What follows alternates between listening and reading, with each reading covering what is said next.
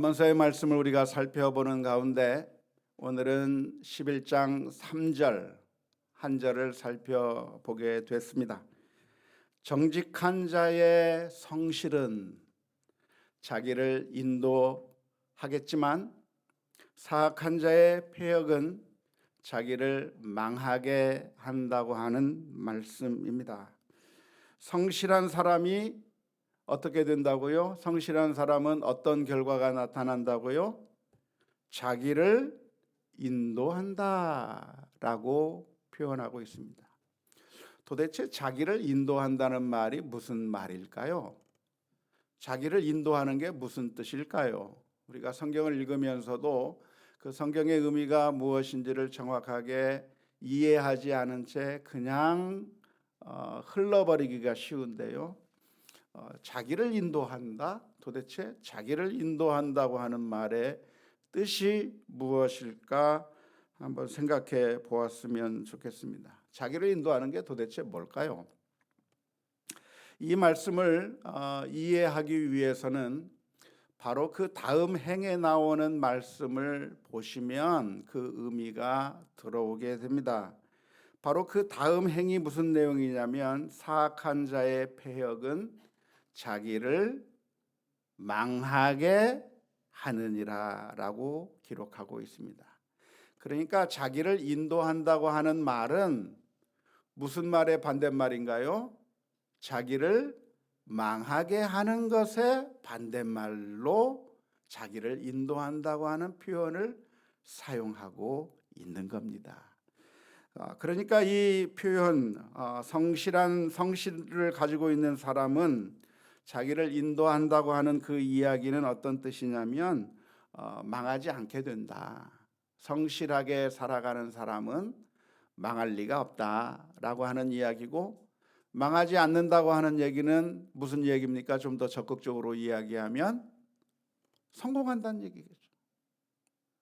사악한 사람, 패역한 사람은 망하게 되겠지만 성실한 사람은 망하지 않을 것이고 성공하게 될 것이라고 하는 것이 오늘 잠언서 11장 3절에서 말씀해 주고 계시는 것입니다. 그러니까 오늘 읽은 잠언서 11장 3절의 말씀은 누가 성공하는 것이고 누가 망할 것인가에 대한 교훈의 말씀이라고 이해하시면 좋겠습니다. 누가 성공하는 것인가? 성실한 사람이 성공하는 것이다 라고 말씀해 주고 계십니다. 이 가운데 계신 분들 가운데 성공하고 싶지 않으신 분 계십니까?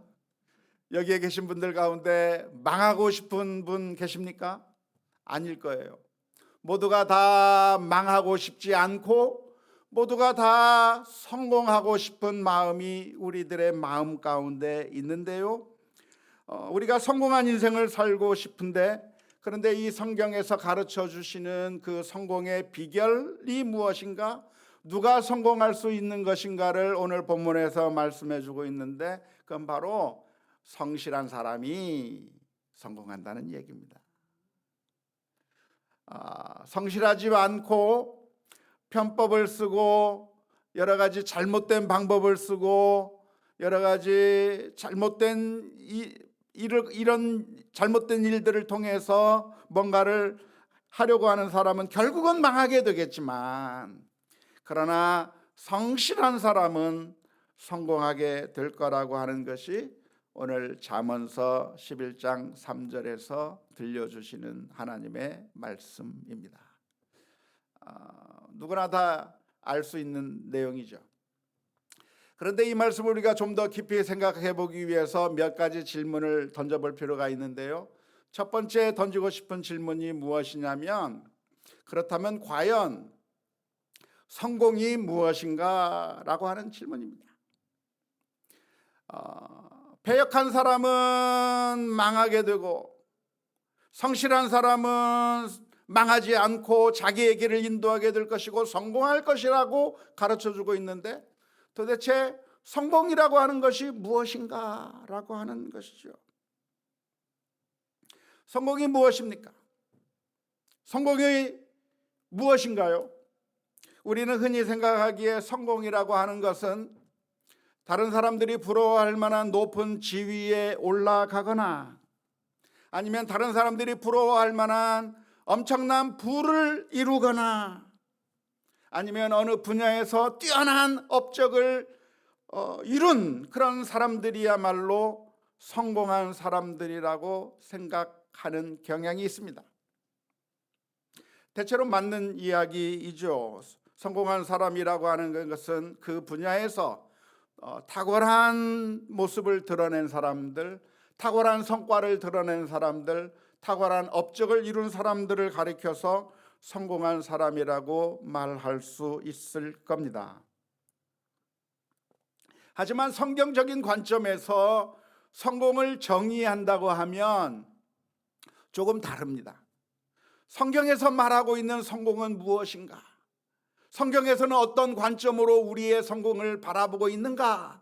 그것을 묵상해 본다고 한다면 우리 보통 사람들이 생각하는 그런 성공의 개념으로 이해할 것이 아니라 성경적인 관점으로 이해해야 되겠는데요. 그것은 바로 하나님께서 나를 목적하신 그 목적대로 살아가는 것이 성공이라고 할 수가 있겠습니다.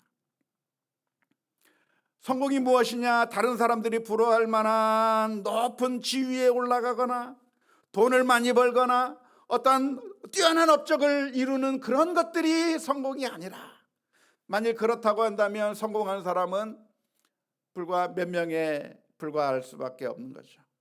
올림픽에서 금메달을 따는 사람이 소수인 것이고 돈을 많이 버는 사람도 역시 극소수에 불과한 것이고 어떤 높은 지위에 올라가는 것도 역시 소수에 불과할 것이기 때문에 그런 정의에 의해서는 대부분은 다 실패자일 수밖에 없고 대부분은 다 성공자일 수가 없을 겁니다.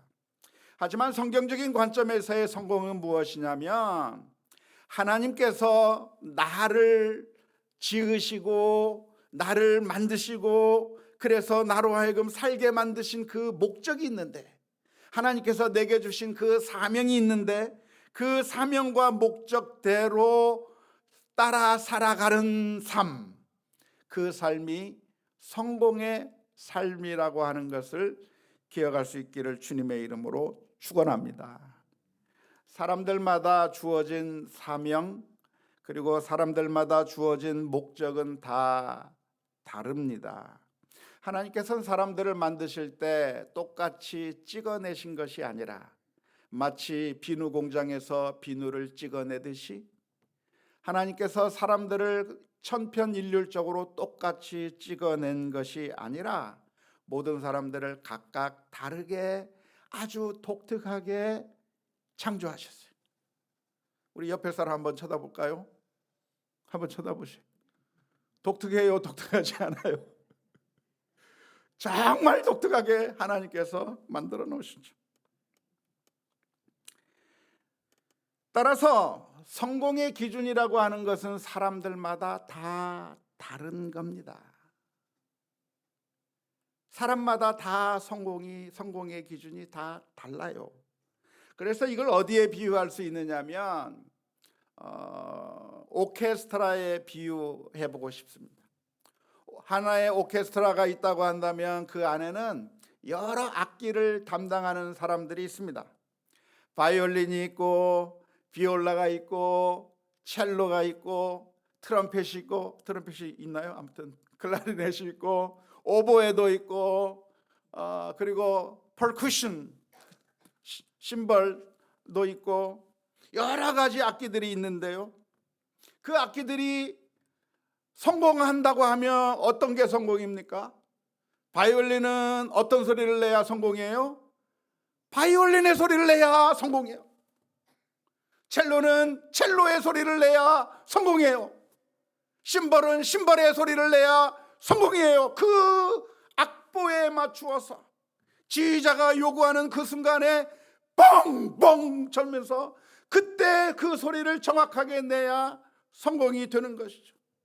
모든 악기가 다 똑같은 소리를 내는 것이 아니라 각각 다른 소리를 자신에게 주어진 시간과 주어진 그 순간에 그 음색에 따라서 정확하게 지휘자의 그 컨덕팅에 따라서 소리를 아름답게 내면서 다른 사람들과 조화를 이루어 제대로 소리를 낼 수 있다고 한다면 그게 성공이라고 할 수가 있겠습니다. 종종 우리가 합창을 하다 보면 소프라노, 알토, 테너, 베이스가 있는데 4부로 쫙 맞춰서 찬양을 해야 되는데 어떤 사람은 제가 테너를 막 하면 옆에 베이스 하겠다고 서 있는 분이 제 목소리를 따라서 막 부르는 분이 계신데 그럼 성공이에요, 성공이 아니에요? 성공이 아니에요. 베이스는 베이스를 노래 불러야죠. 테너는 테너를 불러야 되고 엘토는 엘토를 불러야 되고 소프라노는 소프라노를 불러야 그게 성공인 것이지, 옆에 사람을 그대로 따라서 부르면 성공이 아니라 망하게 되는 겁니다. 그러면 각각 다른 소리를 각각 다른 시간에 내야만 하는 오케스트라처럼 하나님께서는 모든 사람들을 각각 다르게 창조해 주셔서 그 사람에게 맞는 성공의 기준이 있는 것이죠. 이 사람에게 주어진 사명이 있는 것이고 이 사람에게 주어진 목적이 있는 것이고 하나님께서 여러 사람들에게 각각의 달란트를 주셨는데 거기에 맞게 하나님께서 내게 주신 사명에 따라 산다고 하면 그게 바로 성공이라고 할 수가 있겠습니다. 하지만 안타까운 것은 사람들은 성공이라고 하는 것은 자기 자신에게 주어진 하나님의 사명을 생각하는 것이 아니라 가장 다른 사람들에게 많이 드러나는 것이 성공이라고 생각하는 경향이 있습니다. 높은 직책을 얻게 되거나 많은 돈을 벌게 되거나 아니면 뛰어난 업적을 누려야만 그게 성공인 것이고 나처럼 높은 지위에 올라가지 못하고 평범한 삶을 살고 있다면 다른 사람들처럼 돈을 많이 번 게 아니라 내게는 조그만 정도의 돈밖에 없다면 다른 사람들처럼 많은 것을 이루지 못하고 그저 나는 우리 가정생활만 잘하고 있다고 한다면 나는 의미 없는 삶을 살았고 나는 실패한 삶을 산 것이라고 그렇게 자조적으로 생각하는 분들이 많이 있습니다. 그래서 누가 성공한 사람인가? 대통령이 된 사람이 성공했다고 생각을 하는 거죠. 이번에 대통령을 누가 당선될 것 같습니까? 1번입니까? 2번입니까? 여기서는 그렇게 많이 하지만 저쪽 동네 가면 다르게 얘기하더라고요. 누가 대통령이 되든지 정말 힘들고 어려운 어린 시절을 살던 사람이 그래서 대통령의 위치까지 올라갔다고 한다면 우리는 성공했다라고 평가를 하게 되는 경우가 있는데요. 그런데 그건 그 사람에게 주어진 몫이고 우리들에게는 또 다른 몫이 있는 것이죠. 교회도 마찬가지입니다. 교회도 누가 성공한 사람입니까? 신앙생활의 분야에 있어서도 성공이 있을 수가 있겠는데 누가 성공한 사람입니까? 목사가 되면 성공한 겁니까? 장로가 되면 성공한 겁니까? 권사가 되면 성공한 겁니까? 그것이 성공이 아니라 사람들이 나를 어떻게 기대하고 나를 어떻게 바라보는가, 그게 중요한 것이 아니라 하나님 앞에서 하나님께서 내게 주신 그 사명을 신실하게 감당하는 것이 성공이라고 하는 점을 먼저 분명하게 기억할 수 있기를 주님의 이름으로 축원합니다. 두 번째로, 그러면 누가 성공하는 사람이 될 것인가? 성실한 자가 성공한다는 게 오늘 본문의 말씀입니다. 여기서 말하는 성실이라고 하는 것은 무엇일까요? 성실은 속임수가 없이 아주 신실하게 모든 일들을 잘 감당하는 것이죠. 사람들이 보지 않아도 내게 주어진 그 사명을 꾸준히 성실하게 해내는 것을 의미하는 것일 겁니다. 5달란트, 2달란트, 1달란트 받았던 종이 있었는데 5달란트, 2달란트 받았던 두 종들은 주인이 보지 않아도 열심히 일을 했습니다. 주인이 없는 상황 가운데서도 열심히 일을 했기 때문에 그래서 결국 5달란트 2달란트를 남기게 된 것이죠. 그 사람은 전혀 누가 보지 않아도 사람들이 왜 그렇게 열심히 일할 필요가 뭐가 있느냐, 쉬고 놀아라고 이야기해도 자기에게 주어진 그 사명을 신실하게 감당함으로 말미암아 결국 주인이 돌아왔을 때 그 주인 앞에서 자신이 어떻게 사역했는가를 자신 있게 보여줄 수 있었던 것처럼, 성실함이라고 하는 것은 무엇인가? 다른 사람들이 보기 때문이 아니라, 다른 사람들이 인정해 주기 때문이 아니라, 다른 사람들이 박수 쳐 주기 때문이 아니라, 다른 사람들이 환호해 주기 때문에 그래서 내가 하는 것이 아니라 그저 내가 하나님에게서 받은 그 사명이라고 생각하고 이것이 내게 주어진 일이라고 생각하고 그것을 꾸준하게 해 나가는 자가 신실한 자, 성실한 자라고 할 수가 있겠습니다. 누가 성실한 마음을 가질 수가 있겠습니까? 노예의 멘탈리티를 가지고 있는 사람은 성실할 수가 없죠.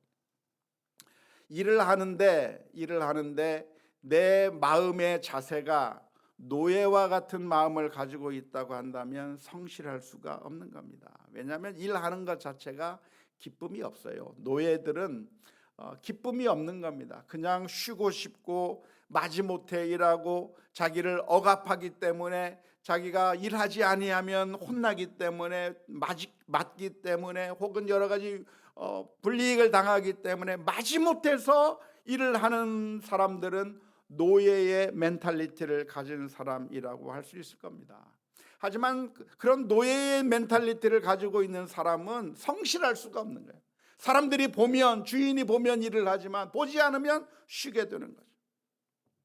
그러면 누가 성실할 수 있는가? 노예의 멘탈리티가 아니라 그 일 자체에서 사명의식을 가지고, 그리고 그 일을 하는 것 자체가 너무나도 기쁘고, 그리고 그 일 자체가 내게 주어진 그 사명 자체가 참 내게 주어진 그 기쁨이라고 하는 사실을 가지고 애정을 가지고 일하는 자여야, 그래야 성실할 수가 있는 것이죠. 주인의 멘탈리티를 가지고 애정을 가지고 하는 자마다 성실하게 할 수가 있는데요. 예를 들자면 어떤 분들을 말할 수 있냐면 어머니와 같은 분들이에요. 어머니가 자녀들을 양육하고 자녀들에게 무엇인가를 해줄 때 누가 시켜서 합니까? 법이 하라고 하니까 하나요? 그게 아니에요. 어떻게 하면 가장 좋은 걸 줄까? 어떻게 하면 이 아이에게 가장 좋은 것을 해줄까? 이 아이에게 정말 좋은 것이 무엇일까? 늘 사랑하는 마음으로, 애정하는 마음 때문에, 그래서 이 아이에게 가장 좋은 것을 해주려고 하는 그 마음이 우리 어머니들에게 있는 것이 보여지게 되는데요. 그렇기 때문에 누가 뭐라고 해서가 아니라 그냥 자녀들을 위해서라면 정말 성실하게, 정말 신실하게 일하게 되는 모습을 보여주게 되는 겁니다. 교회도 보면 그런 애정을 가지고 있는 분들이 참 많이 있습니다. 우리 교회도 특별히 그런 교회에 대해서 애정을 가지고 계신 분들이 너무나도 많이 있는데요. 사람들이 누가 시키기 때문에 혹은 박수 쳐주기 때문에가 아니라 그냥 주님을 사랑하는 마음 때문에 그냥 자발적으로 하는 모습을 보면 엄청난 기쁨이 되고 감동이 됩니다. 어떤 때는 그냥 교회에 와서 청소를 하는데 아침 일찍부터 나와서 청소를 하시는 분들도 계시고, 또 주차장을 쓰는 분도 계시고, 또한 여러 가지 일들을 해나가면서 정말 어떻게 하면 이 교회를 위해서 내가 헌신할까, 어떻게 하면 내가 이 교회를 위해서 더 좋은 것을 줄 수 있을까를 그렇게 사랑하는 마음을 가지고 있는 모습을 볼 때 제가 얼마나 고개가 숙여지고 얼마나 참 감동을 받게 되는지 모릅니다. 정말 교회의 보배들이라고 할 수가 있을 것 같습니다. 그런데 안타깝게도 어떤 사람들은 전혀 애정이 없이 일하는 사람들도 종종 있습니다. 특별히 그렇게 애정이 없이 일하는 사람들이 누가 있냐면 교역자들 가운데 있을 때가 있습니다. 같은 교역자 팀으로서 사역을 해 나가는데 그 옆에서 바라볼 때 제 마음에 혼란스러울 때가 있어요. 왜 저 사람은 목회자의 길로 간다고 결심을 했을까? 왜 주를 위해서 하는 일들을 짜증내고 일을 하기를 싫어하고 일이 더 생기는 것을 두려워하고 보지 않으면 하지 않으려고 하고 일이 많아지는 것을 힘들어하는 그런 마음을 가지고 있는 그런 교역자를 볼 때 제 마음 가운데 엄청나게 혼란스럽습니다. 왜 그랬을까? 처음 목회자의 길로 가려고 했을 때 그런 마음을 가지고 목회자의 길로 가려고 했던 것일까? 아니면 처음에는 주님을 사랑한다고 하는 그런 마음으로 시작을 했지만 도중에 그 마음이 상처를 받기도 하고 여러 가지 알지 못하는 이유 때문에 이렇게 사람이 정말 애정을 가지고 일하는 것이 아니라 마치 노예의 멘탈리티를 가지고 있는 것처럼 그렇게 행동하는 교역자를 보게 될 때 제 마음이 굉장히 혼란스럽고, 어떻게 하면 이분의 그 첫사랑을 회복시켜 줄 수 있을까? 담임 목회자로서 엄청난 고민이 들 때가 많이 있었습니다. 그래서 어떤 경우에는 하는 수 없이 그런 교역자와 함께 사역하는 것을 중단해야만 하는 그런 안타까운 결정을 내려야 될 때도 있었는데요.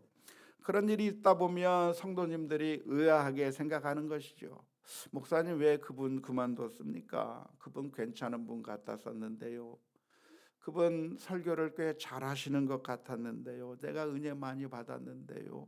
왜 그분 그만뒀습니까? 라고 물어보면 대답할 말이 없어요. 뭐라고 대답해야 될지 모르겠어요. 가능하면 그분이 가지고 있었던 첫사랑을 회복시켜주고 싶고 정말 주님을 사랑하는 마음으로 일하게 만들어주고 싶은데 그게 안 될 때는 너무나도 안타까울 때가 있는데요.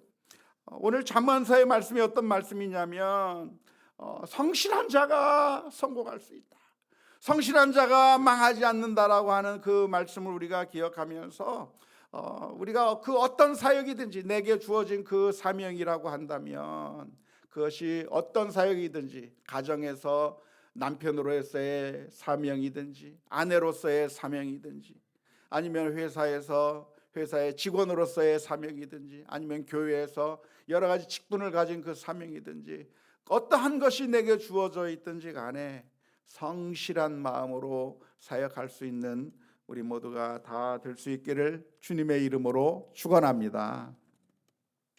그런데 오늘 잠언서의 말씀을 보니까 정직한 자의 성실은 자기를 인도한다고 설명하고 있습니다. 정직한 자가 성실할 수 있다고 하는 그런 의미겠죠.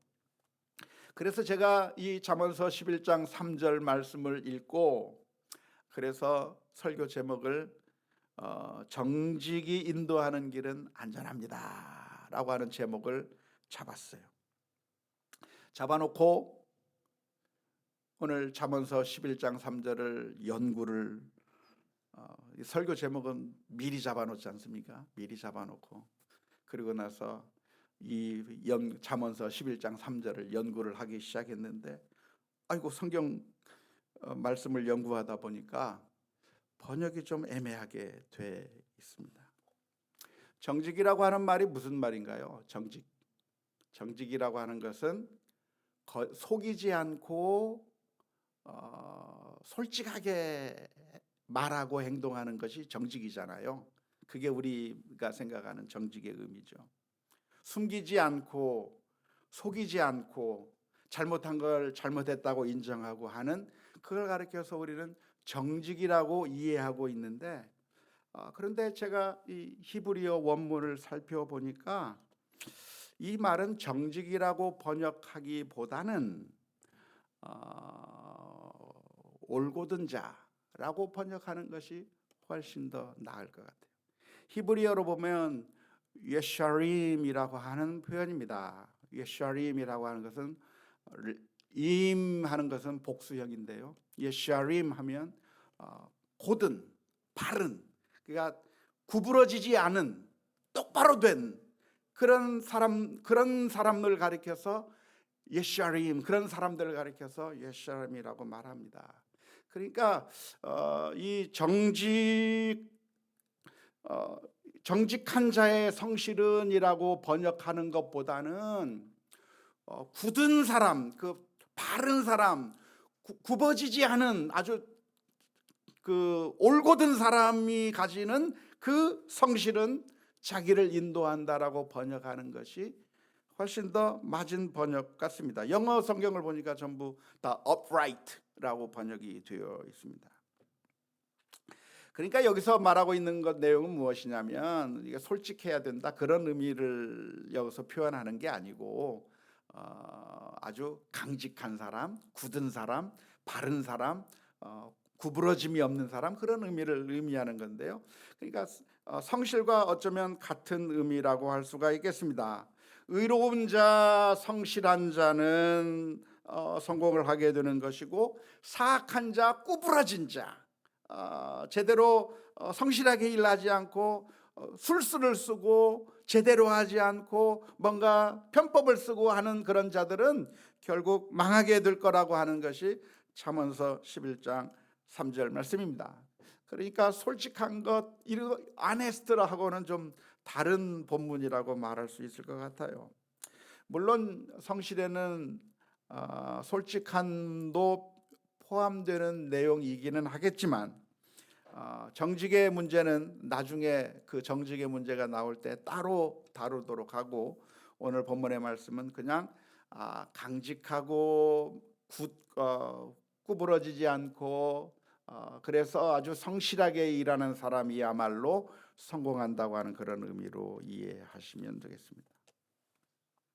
자, 성실한 자가 성공한다고 말씀하고 있는데, 세 번째 우리의 질문이 무엇이냐면, 그런데 왜 우리는 성실할 수 없는가입니다.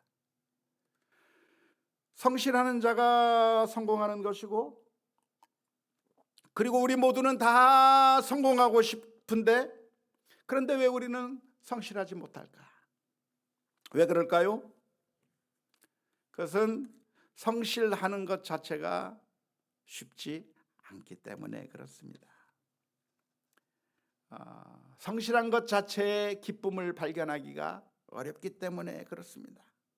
어머니들은 자녀들을 사랑하기 때문에 자녀들을 양육함에 있어서 성실할 수가 있는 거죠. 사랑하기 때문에 성실할 수가 있는 것이죠. 그런데 이 자녀들에 대한 성실이 아닌 다른 분야에서는 그건 내가 꼭 해야 되는 것도 아니고 내가 기쁨을 주는 것도 아니고 그런 것인데, 내가 해야만 하는 것인데 그것을 끝까지 해나가기가, 신실하게 해나가기가 정말 어려운 것이죠. 그래서 우리는 성실하게 하기보다는 어느 샛길이 없을까, 빠른 길이 없을까, 손쉽게 달성할 길이 없을까를 생각하는 겁니다.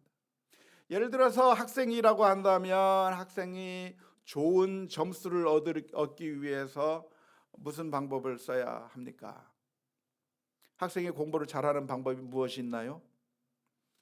열심히 공부하는 거죠. 다른 사람보다도 더 많이 공부하고 열심히 공부하고 쉬지 않고 공부하고, 그러면 그 학생은 점수를 많이 맞는 겁니다. 높은 점수를 맞는 겁니다.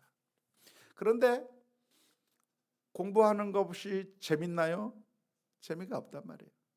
그러니까 뭘 하고 싶어요? 게임도 하고 싶고 나가 놀고 싶기도 하고 또는 친구들하고 놀고 싶기도 하고 그런 일을 하면서, 그런데 내 마음 가운데 좋은 점수를 얻고 싶은 그 마음이 있단 말이에요. 성공하고 싶은 마음이 있다. 그러니까 이런 학생들이 선택하는 방법이 무엇이냐면 컨닝하는 거죠. 혹은 여러 가지 잘못된 방법을 사용해서, 성실하지 못한 방법을 통해서 성공을 만들어내려고 하는 것이죠. 왜 우리는 성공하지 못하는가? 그것은 성실 자체가 힘든 것이고 우리가 원하는 것이 더 많기 때문에 그렇습니다. 우리가 한번 대학 입학 시험에서 좋은 성적을 거두지 못해서 낙방을 하게 되면 재수의 길을 걸어가게 되게 됩니다. 그렇게 되는데 그 재수를 결심할 때만 해도 나는 1년 동안 열심히 공부해 가지고 내년에는 반드시 합격하겠다고 하는 그런 마음을 가집니다. 그런데 왜 성공하지 못하죠? 그 마음이 대학 입시에서 실패했을 때는 그런 마음이 간절한데 조금 하루 이틀 지나면 그 마음이 약해져 버려요. 놀고 싶은 마음, 쉬고 싶은 마음, 그리고 다른 데 신경 써야 될 것들도 많고 자꾸 다른 일들이 자꾸만 생각이, 처음 떨어졌을 때 그 마음을 항상 기억해야 하고 성실하게 1년 내내 한다고 하면 성공하겠지만 그 마음이, 그때 그 마음, 첫 마음이 사라져 버리는 거죠. 그래서 성실하지 못하게 되는 거예요. 재수를 하면서도 성실하지 못하니까 자꾸만 오히려 재수하기 전보다 점수가 더 떨어지는 경우가 더 많이 나오는 거예요. 다이어트에 왜 실패합니까? 처음 충격을 받아서 내가 살 빼야 되겠다 할 때는 살 빼고 싶은 마음이 막 들어요. 그런데 먹을 거 앞에 보면 무너지는 거죠. 맛있는 치킨을 보면서, 맛있는 야식을 보면서 다이어트는 내일부터 하면서 무너져 버리는 거예요. 왜 우리는 성실하지 못한가?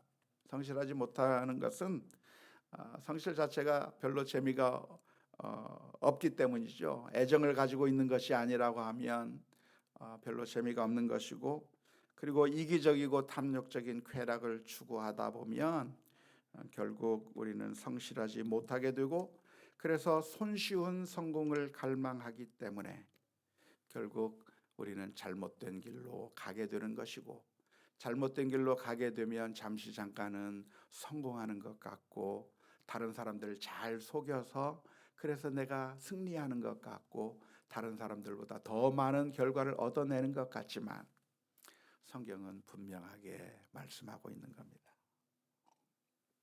지금 당장 성공한 것처럼 보여도 그건 결국 망하는 길이다. 성실한 사람은 그것이 더딘 것 같아도, 늦는 것 같아도 성실한 자가 승리하는 거라고 말씀해주고 있습니다.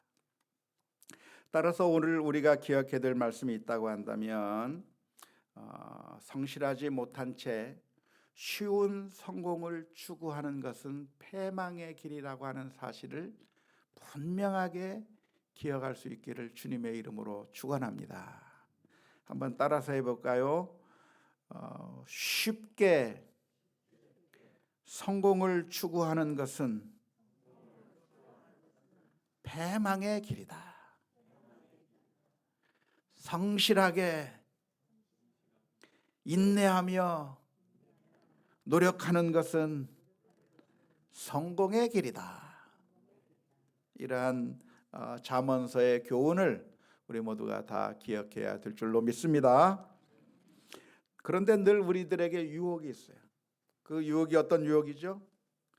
그 옛날 아담과 하와에게 있었던 선악과의 유혹이죠. 하나님께서는 어떤 길을 주셨습니까?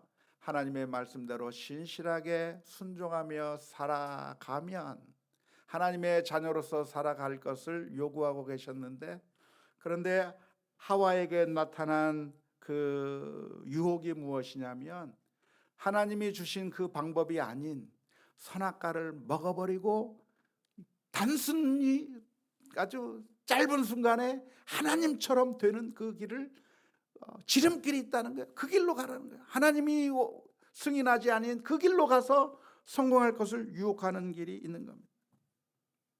아브라함의 경우에는 어떤 유혹이 있었습니까? 아브라함에게는 하나님의 때를 기다리며 신실하게 하나님의 말씀에 순종하면서 기다리는 그것보다 하갈이라고 하는 여인을 통해서 아들을 얻게 되는 빠른 길, 손쉬운 길, 성실하지 못한 길로 성공하는 그런 유혹이 주어졌던 것이죠. 예수님에게도 똑같은 유혹이 왔는데요, 예수님은 지금 십자가의 길을 통해서 인류를 구원할 그 사명을 가지고 이 세상에 왔지만 사탄은 예수님에게 유혹하기를 돌로 떡을 만들어 버려라 그렇게 유혹하고 있는 것이고, 내게 절하기만 하면, 사탄에게 절하기만 하면 네가 십자가에 못 박히지 않아도, 그런 고통을 당하지 않아도 내게 절하기만 하면 이 세상 모두를 너에게 주겠다고 하는 그런 유혹에 놓여져 있었던 것이죠. 사람들은 실패했지만 예수님은 그 시험 앞에서 하나님의 말씀으로 성공했습니다. 오늘 저와 여러분들에게도 똑같은 시험들이 다가오게 됩니다.